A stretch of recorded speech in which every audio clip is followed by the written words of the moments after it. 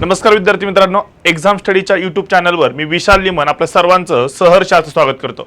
विद्यार्थी मित्रांनो, येऊ घातलेले बीएमसी महानगरपालिका आहे, याच्यासाठीच्या जागा येणार आहेत। म्हणजे याच्यामध्ये दोन पोस्ट महत्त्वाच्या आहेत, एक आहे इलेक्ट्रिकल आणि दुसरी आहे मेकॅनिकल।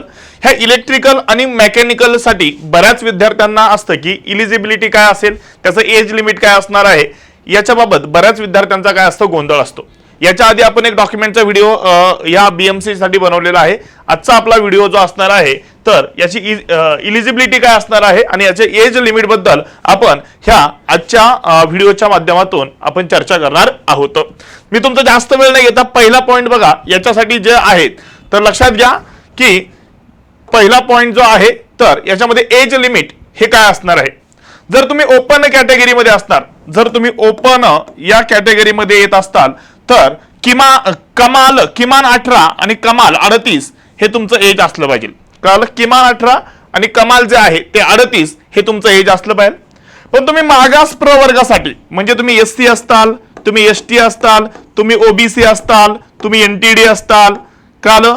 तुम्ही एनटीडी असताल, तुम्ही एसबीसी असताल, ज्या काही आहे तुम्ही एनटीसी असताल, एनटीबी असताल, कळलं? डीटीए असताल, हे जे काही मागास प्रवर्ग आहेत, हे जे काही मागास प्रवर्ग आहेत त्यांना काय आहे रे याच्यामध्ये सूट आहे 18 ते 43 म्हणजे 5 वर्षाची याच्यामध्ये काय असणार आहे रे सूट असणार आहे। मग एज लिमिट बाबत ओपन कॅटेगरीसाठी 18 ते 38 हे एज आहे, तर मागास प्रवर्गासाठी म्हणजे याच्यामध्ये एससी असतील, एसटी असतील, ओबीसी असतील, ईडब्ल्यूएस वाले असतील, काल सध्या मराठा आरक्षण दिलेले आहे, एसीबीसी वाले असतील, त्याचबरोबर एनटीडी असतील, एसबीसी असतील, काल ह्या ज्या काही ज्यांना आरक्षणाचा लाभ घ्यायचा आहे अशा लोकांसाठी 18 ते 43 हे काय असणार आहे एज असणार आहे। किंवा खेळाडू असतील यांच्यासाठी सुद्धा एज मध्ये काय रे 5 वर्षाची शिथिलता असणार आहे। त्यानंतर तिसरा पॉइंट त्यांनी आयएमपी दिलाय, तुम्ही जर बृहमुंबई महानगरपालिकेच्या सेवेत असताल, आता जर सध्या तुम्ही बृहमुंबई महानगरपालिकेच्या सेवेत असताल तर तुमच्यासाठी कमाल वयोमर्यादा नाहीये। ही कमाल वयोमर्यादा कोणासाठी नाहीये? जे काही लोक असे आहेत की जे बृहमुंबई महानगरपालिकेमध्ये काय आहेत रे सेवेत आहेत अशा लोकांसाठी मात्र एज लिमिट दिलेलं नाही आहे। त्यानंतर आता एलिजिबिलिटी काय असणार आहे बघा, याच्यासाठी काय असणार आहे दोन पोस्ट आहेत, एक आहे ज्युनियर इंजिनियरची, एक आहे सब इंजिनियर। इलेक्ट्रिकल असेल किंवा मेकॅनिकल असेल यांच्यासाठी ही या पोस्ट आहेत, मात्र यांचा सिलेबस मात्र वेगळा असणार आहे। इलेक्ट्रिकल असेल किंवा मेकॅनिकल असेल या पोस्ट या दोन्हींसाठी आहेत, ज्युनियर इंजिनियर आणि सब इंजिनियर। सिलेबस त्यांचा वेगळा असणार आहे, या सिलेबसचा एक व्हिडिओ आपण नक्कीच घेऊन येऊयात।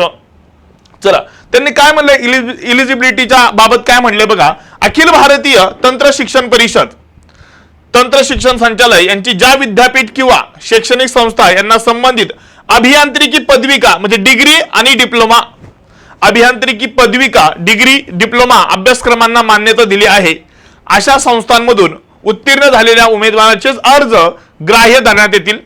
मान्यता प्राप्त संस्थांविषयी जर तुम्हाला माहिती पाहिजे असेल, तुमची ज्या याच्यातून डिग्री झालेली आहे हे जर तुम्हाला चेक करायचे असेल तर ती संस्था चेक करण्यासाठी त्यांनी तुम्हाला इथे ही वेबसाईट दिलेली आहे। या वेबसाईटवर गेल्यावर तुमची जी संस्था आहे ती तुम्हाला मिळून जाईल। ही वेबसाईट दिली, या वेबसाईटवर गेल्यावर तुम्ही तुमची संस्था चेक करू शकता। मग याची एलिजिबिलिटी काय असणार आहे बघा, पर्सेंटेजच्या बाबतीत काय म्हणलेलं आहे, तुम्ही जर एसएससी मध्ये तुम्ही जर ओपन कॅटेगरीमध्ये असताल तर तुम्हाला 50% पाहिजेत आणि सर्व मागासवर्गीय प्रवर्गासाठी 45% पाहिजेत। मग मागासवर्गीय मध्ये एससी असतील, एसटी असतील, ईडब्ल्यूएस असतील, एसीबीसी वाले असतील, एसबीसी असेल, एनटीडी असतील, एनटीसी असतील, कळलं? हे जे काही कॅटेगरी वाले आहेत त्यांना एसएससी मध्ये 45% आणि ओपन कॅटेगरीला 50% काय असणार आहे आवश्यकता असणार आहे। पदविका म्हणजे डिग्रीसाठी खुला प्रवर्गासाठी 50% आणि इतर मागास वर्गासाठी काय असणार आहे रे 45%। 50 आणि 45 हे डिग्री किंवा डिप्लोमाला तुम्हाला मार्क्स असणं गरजेचं आहे, 50 किंवा 45। त्यानंतर लक्षात घ्या, आता याच्यात दोन पोस्ट आहेत, एक पोस्ट आहे ती म्हणजे काय रे ज्युनियर इंजिनियरची असणार आहे आणि दुसरी पोस्ट जी असणार आहे ती कशाची असणार आहे सब इंजिनियरची असणार आहे। एक पोस्ट आहे ती ज्युनियर इंजिनियरची असणार आहे आणि दुसरी पोस्ट आहे ती कशाची असणार आहे सब इंजिनियरची। ही दुसरी पोस्ट जी आहे ती सब इंजिनियरची पोस्ट असणार आहे। पण ज्युनियर इंजिनियर साठी काय आहे 3 इयर्स प्लस डिप्लोमा, म्हणजे बरेच जण 10th नंतर डिप्लोमा करतात, मग 3 इयरचा डिप्लोमा असतो तो. बरेच जण नंतर 12 नंतर करतात, मग 12 प्लस डिप्लोमा पाहिजे किंवा डिग्री पाहिजे. ज्युनियर इंजिनियर साठी तुम्हाला डिप्लोमा किंवा डिग्री ज्याची झालेली आहे असे लोक इलिजिबल असणार आहेत. कळलं? ज्युनियर इंजिनियर साठी ज्यांचा डिप्लोमा आणि डिग्री झालेला आहेत असे लोक याला काय असणार आहेत, तर असे लोक यासाठी इलिजिबल असणार आहेत. त्यानंतर सब इंजिनियर साठी काय आहेत बघा. सब इंजिनियर साठी काय आहेत की सब इंजिनियर साठी तुम्हाला डिग्रीच असणं गरजेचं आहे, डिप्लोमा चालणार नाही, तुमच्याकडे डिग्री असणं गरजेचं आहे. पण ज्युनियर इंजिनियर साठी डिप्लोमा किंवा डिग्री झालेले लोक आहेत ते इलिजिबल आहेत. मात्र सब इंजिनियर साठी तुम्हाला डिग्री ही कंपल्सरी तुमच्या जवळ असणं काय आहे, गरजेचं आहे, डिग्री असणं गरजेचं आहे. याच्या अनुषंगाने आपण बीएमसी जेईईच्या अनुषंगाने आपण एक नवीन बॅच चालू केलेला आहे, ऑनलाईन बॅच. ही बॅच लाईव्ह प्लस रेकॉर्डेड असणार आहे, हायब्रिड मोडवर असणारी बॅच आहे. ज्युनियर इंजिनियर असेल किंवा सब इंजिनियर या दोघांचा सिलेबस या बॅच मधून घेतला जाणार आहे. हे आपले फॅकल्टी आहेत नामवंत की ज्यांना तुम्ही बऱ्यापैकी आपल्या युट्यूब चॅनलवर पाहिलेलं आहे.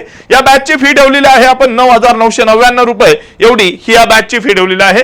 या बॅच साठी जर तुम्हाला ऍडमिशन घ्यायचं असेल तर 8668222706 या नंबरला कॉल करा. 8668222706 या नंबरला काय करू शकता, तुम्ही कॉल करू शकता. चला बघा, म्हणजे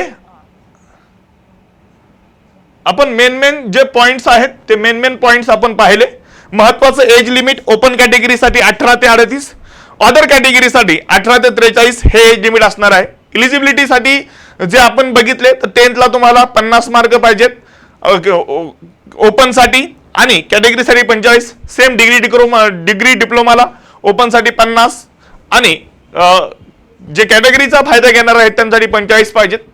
आणि जी सुरुवातीची पोस्ट आहे ज्युनियर इंजिनियर यासाठी डिग्री डिप्लोमा चालतंय, पण सब इंजिनियरला तुम्हाला डिग्रीचं तुमची झालेली पाहिजे.